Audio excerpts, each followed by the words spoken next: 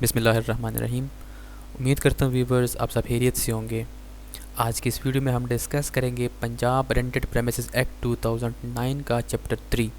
और चैप्टर 3 हमें बताता है obligations of the parties and grounds for eviction, कि जो लैंडलॉर्ड है और टेनेंट है उनसे क्या क्या दोनों की ऑब्लिगेशंस हैं और किन किन ग्राउंड्स पे एक टेनेंट को एविक्ट किया जा सकता है प्रेमिसेस से।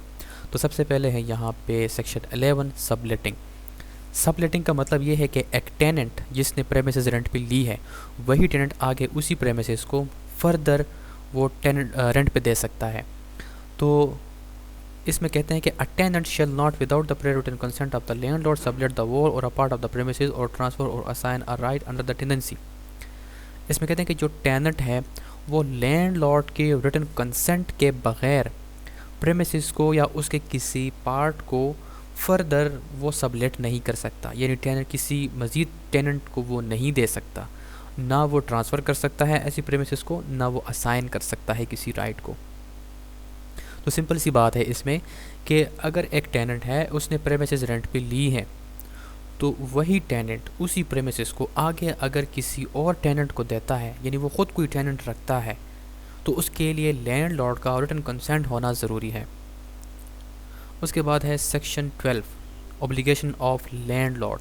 अब जो लैंडलॉर्ड है उसकी क्या क्या जिम्मेदारियां हैं तो वो सेक्शन 12 में बताई गई हैं। सब सेक्शन 1 में कहते हैं कि a landlord shall provide a certified copy of the tenancy agreement to the tenant. अब जो लैंडलॉर्ड और टेनेंट के दरमियान टेनेंसी एग्रीमेंट होता है तो उस टेनेंसी एग्रीमेंट का एक सर्टिफाइड कॉपी लैंडलॉर्ड देगा टेनेंट को। उसके बाद है subject to the tenancy agreement repair the premises as may be necessary to keep it in a habitable condition और as may be required under the law for the time being enforce. इसमें कहते हैं कि जो landlord है उसकी यही obligation है कि वो उन प्रेमिसेस को टाइम टू टाइम रिपेयर करेगा और हैबिटेबल कंडीशन में रखेगा। उसके बाद है सी पे द टैक्स फी और charge leave on the premises under a law for the time being enforce. अब वो जो प्रेमिसेस है उस पर अगर कोई टैक्स पे करना है, कोई फ़ीस है, जितने भी गवर्नमेंट ड्यूज़ उस पर होते हैं टैक्स वगैरह, तो वो पे करना लैंडलॉर्ड की ऑब्लिगेशन है। सब सेक्शन 2 में यहाँ पे लैंडलॉर्ड को कुछ सर्टन कामों से उसको रोका गया है। Subject to the tenancy agreement a landlord shall not cut off suspend और withhold without just a sufficient cause and amenity utility और ईजमेंट ऑफ द प्रेमिसेस। तो इसमें कहते हैं कि जो लैंडलॉर्ड है वो बिना सफिशिएंट कॉज के उस प्रेमिसेस के किसी सहूलत को, किसी अफादियत को, किसी हक़ आसाइश को बिना किसी सफिशिएंट कॉज के ना कट कर सकता है, ना मुअत्तल कर सकता है, ना उसको रोक सकता है। कोई सफिशिएंट कॉज होगी तो तब कर सकता है। दूसरी बात इसमें है कि enter the premises without giving the tenant a reasonable notice. अब अगर लैंडलॉर्ड उस प्रेमिसेस में एंटर होना चाहता है तो सबसे पहले उसको चाहिए कि वो टेनेंट को एक रीजनेबल नोटिस देगा। नोटिस नहीं देगा तो उसके बगैर वो एंटर नहीं हो सकता। सब सेक्शन 3 है यहाँ पे इफ़ अ लैंडलॉर्ड नेग्लेक्ट्स और फेल और to fulfil an obligation under this act और the tenancy agreement the tenant may file an application in the rent tribunal for an ordering directing the landlord to fulfil the obligation. इसमें कहते हैं कि जो ये जो act है Punjab rented premises act, या अगर टेनेंसी एग्रीमेंट कहते हैं, जो लैंडलॉर्ड की ऑब्लिगेशंस है वो अगर उस ऑब्लिगेशंस को फुलफिल नहीं करता, फेल हो जाता है, नेग्लेक्ट करता है, तो फिर टेनेंट जो है एक एप्लीकेशन फ़ाइल करेगा रेंट ट्रिब्यूनल में कि इस लैंडलॉर्ड को अपनी ज़िम्मेदारियाँ पूरी करने का ऑर्डर किया जाए। तो फिर यहाँ पे सब सेक्शन 4 है, इसमें रेंट ट्रिब्यूनल क्या करेगा उस एप्लीकेशन पे। तो इसमें कहते हैं कि the rent tribunal may if a tenant has been an enjoyment of an amenity utility और easement which has been cut off suspended और withheld without just a sufficient cause make an ordering directing the landlord to restore the amenity utility और easement. तो इसमें कहते हैं कि अगर वो टेनेंट जो है वो अपनी उस प्रेमिसेस में एमिनिटी को यानी सहूलियात को एंजॉय कर रहा था, अपने सहूलियात से फ़ायदा उठा रहा था और वहाँ पे हक़ आसाइश जो है एंजॉय कर रहा था, जिसको लैंडलॉर्ड ने बिना किसी सफिशिएंट काज के उसको मुनक़ता कर लिया है, मुअत्तल कर दिया है या उसको रोक दिया है बिना सफिशिएंट काज के, तो फिर वो रेंट ट्रिब्यूनल ऑर्डर करेगा उस लैंड लॉर्ड को कि उस सहूलियात को, उन हक़ आसाइश को फौरी तौर पर रिस्टोर किया जाए। तो दूसरी बात है कि authorise a tenant to restore the amenity utility और easement at his expense and defer the expenses allowed by the rent tribunal from the rent. तो वो जो रेंट ट्रिब्यूनल है, या जो है दूसरी बात इसमें ये कर रहे हैं कि उस टेनेंट को अथोराइज़ करेगा, इख्तियार देगा कि आपकी जो वो एमिनिटी, जो सहूलियात लैंडलॉर्ड ने कट ऑफ कर दिया, सस्पेंड कर दिए हैं, उसको अपने एक्सपेंस पे उसको आप जो है बहाल करो, और जो आपका एक्सपेंस आएगा तो वो आप रेंट में से वो काट लो। और तीसरी बात यह है कि if a landlord has failed to keep the premises in a habitable condition और to make necessary repairs, direct that such repair may be made by the tenant at his expense and defray the expenses allowed by the rent tribunal from the rent. अब अगर वो landlord है वो उन premises को habitable condition में नहीं रखता, या उसको रिपेयर करने में वो फेल्ड हो जाता है, रिपेयर नहीं करता, तो फिर रेंट ट्रिब्यूनल टेनेंट को डायरेक्शंस देगा, उसको हिदायत देगा कि आप अपनी एक्सपेंसेस पे उस प्रेमिसेस को रिपेयर करो, और जो आपका एक्सपेंस आएगा वो आप रेंट में से काट लो। इसके बाद है सेक्शन 13 ऑब्लिगेशन ऑफ टेनेंट। अब यहाँ पे जो किराएदार है, जो टेनेंट है, उसकी जिम्मेदारियाँ आ जाती हैं। Subject to the tenancy agreement, a tenant shall keep the premises in the condition in which it was let out except for normal wear and tier.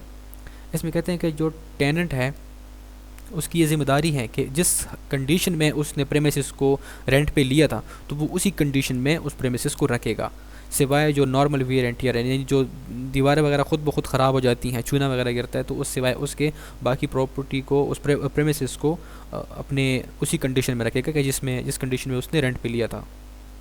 दूसरी बात है कि use the premises for the purpose for which it was let out. अब tenant ने जो premises ली थी जिस purpose के लिए, तो उसी पर्पस के लिए ही वो उस प्रेमिसेस को इस्तेमाल करेगा, ये टेनेंट की जिम्मेदारी है।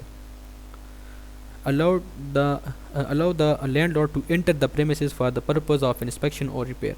यहाँ पर टेनेंट की ये भी ऑब्लिगेशन है कि वो जो लैंडलॉर्ड है वो अगर इंस्पेक्शन के लिए प्रेमिसेस में एंटर होना चाहता है या रिपेयर करना चाहता है तो वो अलाउ करेगा लैंडलॉर्ड को कि वो प्रेमिसेस में एंटर हो सके। Hand over the vacant position of the premises to the landlord on the determination of tenancy. इसमें कहते हैं कि अगर उनका जो टेनेंसी एग्रीमेंट है वो मुकम्मल हो जाता है तो फिर वो जो टेनेंट है उसकी ये जिम्मेदारी है कि वो उस प्रेमिसेस का पोजेशन हैंड ओवर करें लैंडलॉर्ड को। Not cause nuisance to the neighbours of the premises. अब ये टेनेंट की ओब्लिगेशन है कि उसके जो आसपास जो नेबर्स है, जो पड़ोसी है, वहाँ पे न्यूसेंस उसके लिए क्रिएट ना करें, कोई रुकावट उसके लिए ना बनाए। Not make a structural change in the premises without the prior written consent of the landlord. अब अगर टेनेंट जो है उस प्रेमिसेस में कोई स्ट्रक्चर करना चाहता है, कोई चेंज लेके आना चाहता है, कोई दीवार, कोई कमरा, कोई चीज़ बनाना चाहता है, तो वो सबसे पहले जो है लैंडलॉर्ड से रिटन कंसेंट लेगा, उसके बाद वो कर सकता है। अगर वो लैंडलॉर्ड कंसेंट नहीं देता, वो उसको मना करता है टेनेंट को, तो फिर टेनेंट जो है वहाँ पे कोई भी स्ट्रक्चर चेंज नहीं कर सकता। Subsection 2. If a tenant fails to fulfill an obligation under this act or the tenancy agreement, the landlord may give notice in writing to the tenant specifying the act or omission and the remedial action to be taken by the tenant within a specified time. इसमें कहते हैं कि जो tenancy agreement के तहत या इस act के तहत टेनेंट की जो ओब्लिगेशंस है वो उसको फुलफ़िल करने में फ़ेल हो जाता है, तो फिर लैंडलॉर्ड एक रिटन नोटिस देगा टेनेंट को, और उस नोटिस में स्पेसिफाई करेगा कि जो एक्ट या ओमिशन की है उस टेनेंट ने, कि उसका जो रेमेडी है, जो मुआवजा है, वो फौरी तौर पर स्पेसिफाइड टाइम में उसको पूरा करें। यानी अपनी ओब्लिगेशन जो उसने उसमें कोई कोताही की है तो उसका जो रेमेडियल एक्शन है वो पूरा करे टेनेंट। Subsection 3 है, a landlord may file an application to a rent tribunal for an ordering directing the tenant to fulfill the obligation or may seek eviction of the tenant. अब जो landlord है वो अगर एप्लीकेशन फ़ाइल करता है rent tribunal में, और application में कहता है रेंट ट्रिब्यूनल से कि इस टेनेंट को ऑर्डर किया जाए कि अपनी ओब्लिगेशन को फुलफ़िल करे, या जो है वो टेनेंट एविक्ट हो जाए, तो इसके लिए लैंडलॉर्ड जो है एप्लीकेशन देगा रेंट ट्रिब्यूनल में।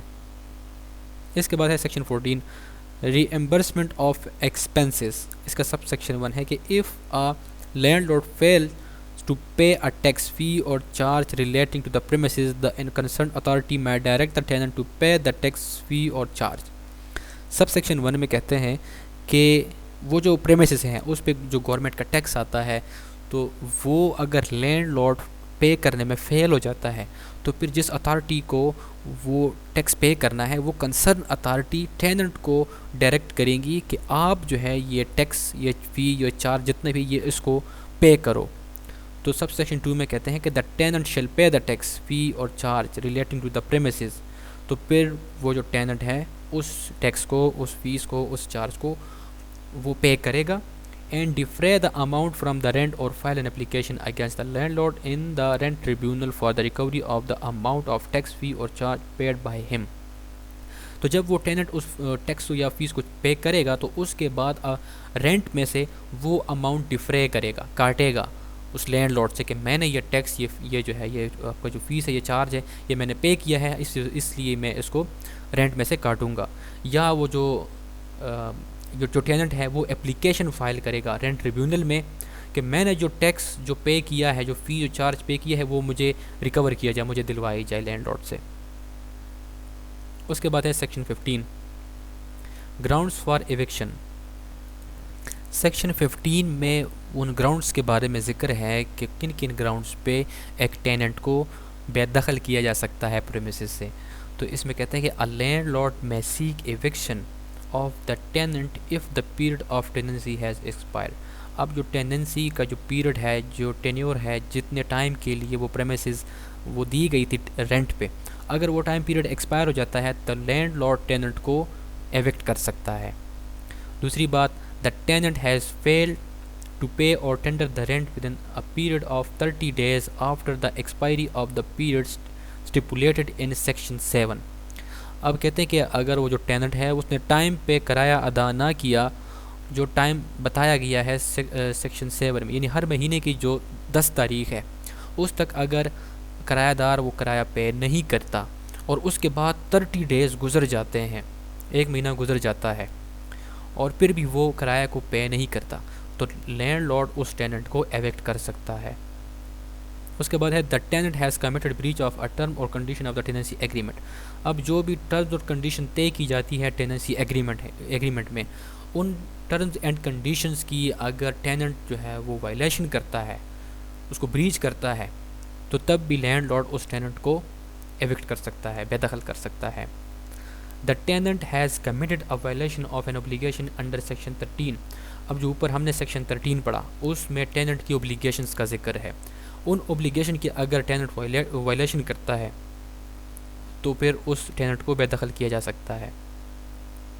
The tenant has use the premises for a purpose which is different from the purpose for which it has been let out. अब जो टेनेंट है उसने जो प्रेमिसेस ली थी जिस पर्पज़ के लिए, उस पर्पज़ के अलावा अगर उस प्रेमिसेस को वो यूज़ करता है तो तब भी उस टेनेंट को एविक्ट किया जा सकता है।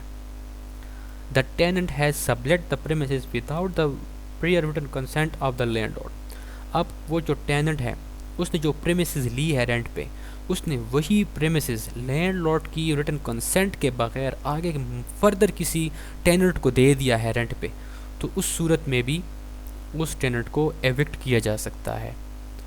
तो अगली वीडियो में फ़र्दर इसका चैप्टर 4 हम स्टडी करेंगे।